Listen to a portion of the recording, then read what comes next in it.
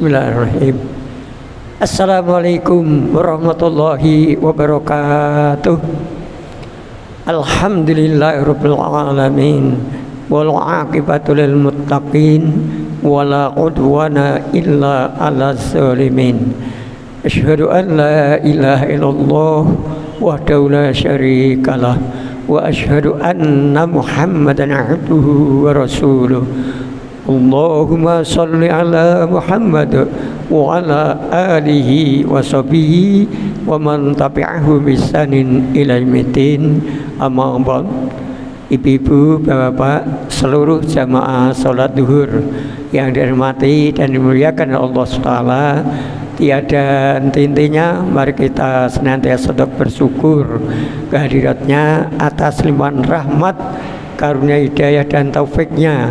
Alhamdulillah di siang hari ini sebagai tanda bukti cinta dan ketaatan kita kepada Allah dan Rasulnya, yaitu Rasulullah SAW, kita dapat melaksanakan sholat duhur secara berjamaah tepat awal waktu.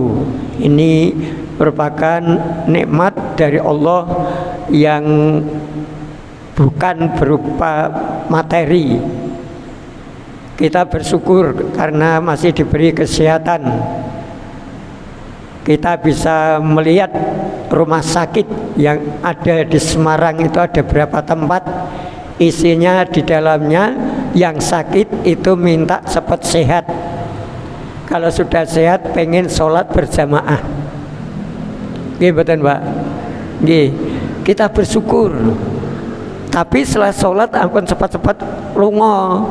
Nak bahasanya kasar itu bar sholat cepat minggat Pak. Jadi tanpa zikir dulu itu jangan sampai nih. Untuk melengkapi kesempurnaan dalam kita melaksanakan sholat. Bapak ibu-ibu, sebelum materi inti sedikit, saya mohon kepada pendengar untuk baca surat Al-Fatihah.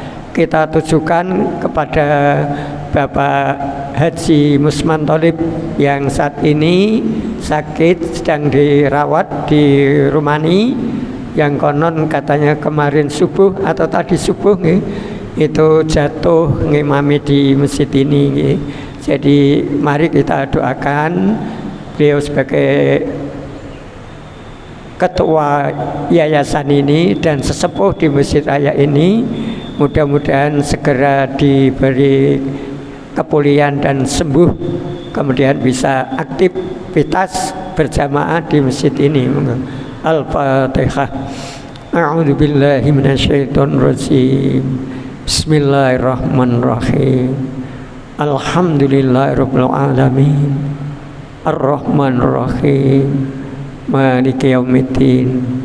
Iyyaka na'budu wa iyyaka nasta'in. Ihdinas siratal mustaqim.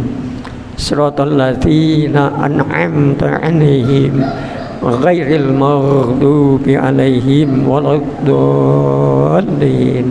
Amin. Allahumma rabban nas adhibil ba'sa isfi anta syafi. Bapak Haji Musman Tholib, wa anta syafi la syifaa illa syifauka syifaan la yughadiru saqama. Ya Allah, Tuhan puasa manusia, angkatlah penyakit Bapak Haji Musman Tholib ya Allah. Sembuhkanlah penyakit Bapak Musman Tholib ya Allah. Hanya Engkau penyembuhnya, dan sembuhkan yang tidak meninggalkan rasa sakit atau tidak kambuh kembali. Amin ya rabbal alamin. Terima kasih, mudah-mudahan doa kita dikabulkan oleh Allah. Beliau Bapak Kiai Haji Musman Tholib segera pulih dan sembuh, sehat kembali.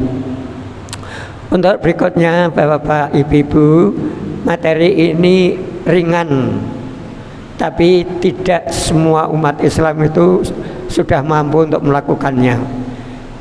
Saya yakin kalau dengan tentang sholat sunnah rawatib, sholat sunnah yang dilakukan mengikuti sholat fardu ini sudah dilakukan. Tetapi saya masih yakin bahwa yang dengan lakukan itu sementara ini yang 10 rakaat. Nggih. Sebenarnya disyariatkannya sholat sunnah rawatib itu untuk apa? Dalam hadis riwayat Ahmad, sholat sunnah rawatib itu fungsinya untuk menyempurnakan atau untuk menutup kekurangan-kekurangan. Barangkali sholat fardu yang kita lakukan itu masih banyak kurang atau kurang sempurna, maka ada syariat sholat sunnah yang dituntunkan oleh Rasulullah sallallahu alaihi wasallam. Yang menjadi kunci utama bahagia dan tidaknya hidup manusia itu ada pada sholat. Dan sholat ini tidak hanya sholat fardu, tetapi ada sholat sunnah. Maka jangan sesekali ngeremehke, hanya sholat sunnah saja kok, jangan sampai. Nah, di sini sholat sunnah rawatib yang 10 rakaat itu hadis riwayat Muslim. Sedangkan sholat sunnah rawatib sehari semalam yang dilakukan 12 rakaat itu ada plusnya, ada kelebihannya. Apa? Orang yang melakukan sholat 12 rakaat selain sholat fardu dalam sehari-hari, Allah bangunkan sebuah rumah untuknya di surga. Niki Bapak Ibu, bedane nak mung 10 rakaat niku mboten enten kata-kata Allah bangunkan untuknya sebuah rumah di surga. Itu yang 10 rakaat. Tetapi yang 12 rakaat, hadis ini riwayat Bukhari di dalam Riyadhus Shalihin yang disusun oleh Imam Nawawi, kemudian juga dalam hadis Fiqh Sunnah Sayyid Sabiq jilid 2, itu disebutkan barang siapa yang sholat sunnah rawatib 12 rakaat sehari semalam itu, maka dia akan dibangunkan oleh Allah sebuah surga, di sebuah rumah di surga. Sekarang kita bisa bayangkan Bapak Ibu, kita ini di dunia membuat rumah saja kita harus banyak persiapan, harus cari lokasi. Sekarang 1 meter berapa? Setelah ada lokasi nanti menyiapkan material yang lain, kita harus persiapan uang yang banyak. Sedangkan kita sholat sunnah setelah sholat fardu, mengikuti sholat fardu itu 12 rakaat, Allah janji Allah pasti ditepati. Allah tidak susah untuk membuatkan rumah hambanya di surga, hanya cukup bilang kun fayakun. Dengan meminta tipe berapa? Tipe yang gede, ya sholatnya yang bagus. Sholat wajib tambah sholat sunnah. Kalau dalam riwayat Bukhari tidak dijabarkan 12 rakaat itu apa saja, tapi dalam riwayat Tirmidzi dan Muslim bahwa 12 rakaat itu 4 rakaat sebelum duhur. Monggo awake dhewe teliti wis padurung nggih, 4 rakaat sebelum duhur, 2 rakaat sudahnya, 2 rakaat setelah maghrib, 2 rakaat setelah isya, 2 rakaat sebelum subuh, 12 Pak. Ini kalau kita bisa rutin nanti sampai mati, kita tidak meninggalkan kecuali kalau pas ada udzur tidak sempat, Allah kita akan dibangunkan sebuah rumah di surga. Apa tidak senang ini? Rasulullah memberikan dorongan seperti ini. Jadi panjenengan yang sampai hari ini, panjenengan sebelum sholat duhur yang kita lakukan itu hanya 2, mulai besok Pak tambah, berarti 4 Pak sebelum duhur. Hadisnya kuat, sahih. Sesudahnya baru 2. Kenapa hanya 12 rakaat? kemudian sebelum asar itu tidak termasuk, sebelum maghrib tidak termasuk, sebelum isya juga tidak termasuk. Kenapa? Itu ghairu muakkad. Rasulullah tidak selalu melakukannya. Yang 12 ini yang dijanjikan oleh Rasulullah bahwa Allah akan membangunkan sebuah rumah di surga. Bayangkan Pak,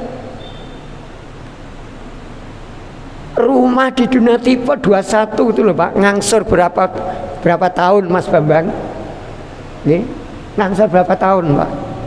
Pakai uang muka Pak. Nah ini Rasulullah menunjukkan, nih, kok kita tidak mengambilnya? Apakah nanti kita tidak akan rugi?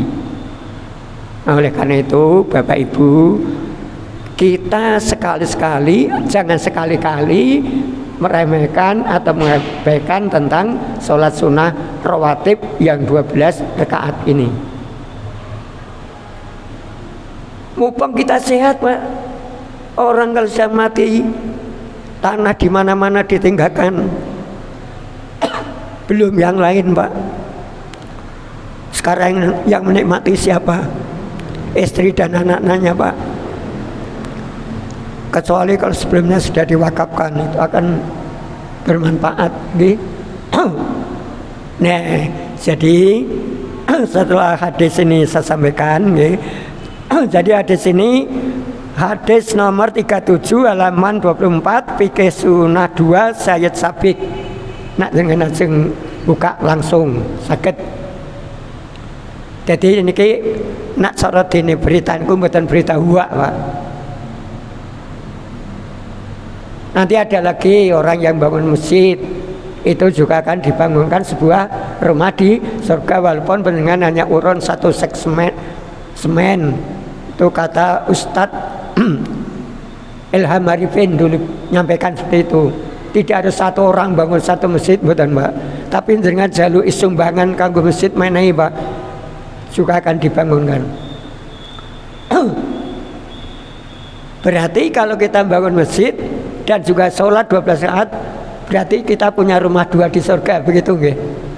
Mudah-mudahan. Jadi ini yang dapat saya sampaikan sekali lagi, nak jenengan dari dulu sampai duhur tadi nggih Pak, sebelum duhur masuk masjid kan tahiyatul masjid dulu, kemudian sholat 4 rakaat. Wah kesuwen Pak Pur, waktu nerono selak kerja. Iman Pak, yakin Pak, Allah bangunan rumah di surga. Ini yang menjadi kekuatan kita. Kalau kita tidak yakin ya sudah 2 rakaat saja. Ya, jadi ini mudah-mudahan Bapak Ibu bisa memahami. Memang harus kita paksakan dulu. Kalau kita tidak memulainya sampai kapanpun ya tetap hanya 10 Pak. Jadi kalau bisa mulai besok sebelum duhur 4, sudahnya 2, setelah maghrib jelas, setelah isya jelas, sebelum subuh jelas, masing-masing 2-2. Sehingga jumlahnya 12 rakaat. Saya doakan Bapak Ibu dengan diberi kekuatan oleh Allah menghidupkan sunnah Nabi. Insya Allah kita besok di sana bisa ketemu berdampingan dengan Rasulullah SAW ketika berada di surga karena menghidupkan sunnah-sunnah beliau. Demikian kurang lebihnya saya maaf. Mari kita tutup dengan doa majelis. Subhanakallahumma wa bihamdika asyhadu an la ilaha illa anta astaghfiruka wa atubu ilaik. Assalamualaikum warahmatullahi wabarakatuh.